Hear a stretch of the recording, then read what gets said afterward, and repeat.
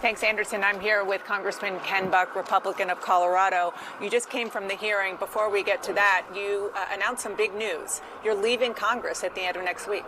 I am, yes. I'm resigning my seat and creating a vacancy in my district. Why? Well, everywhere I go in Colorado, Dana, I hear that people are not happy with Trump and they're not happy with Biden. And I think we need to change our electoral laws here. And I have a passion for that, and I'm going to leave, and I'm going to find the right organization to join, and I'm going to start working on that issue. We have to have better candidates up and down the ballot, not just president, but Senate, House, local offices. We've got to find better ways to elect candidates and bring America together. You already had announced that you were going to not run for re-election. Why leave now and leave a vacancy in an already very narrow majority for your party? Yeah, because to me, it's important to get in the mix of this election cycle and start talking about the issues that people recognize are such a problem right now.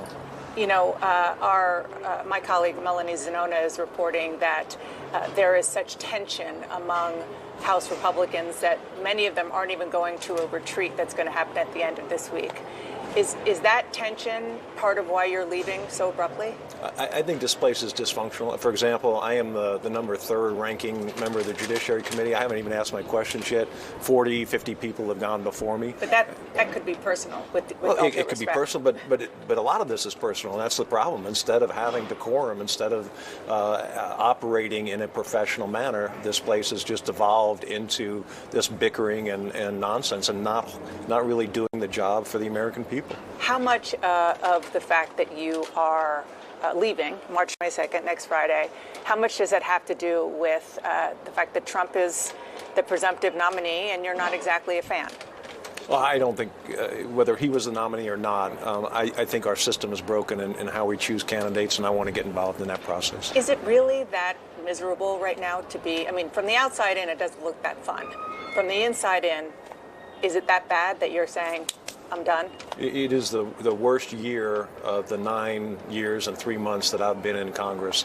And having talked to former members, it's the worst year in 40, 50 years to be in Congress. But I'm leaving because I think there's a job to do out there that I want to go do. Anybody that you want to fill your seat? I have not gotten involved in that, and I'm going to stay out of it. And there's a primary in Colorado at the end of June. June 25th is the primary election in Colorado, right? And that, okay. Before I let you go and I toss back to my colleagues, you mentioned that you haven't asked questions in here, but as a former federal prosecutor yourself, listening to what Mr. Hur has said, do you feel comfortable with the fact that he decided not to press charges against the now president?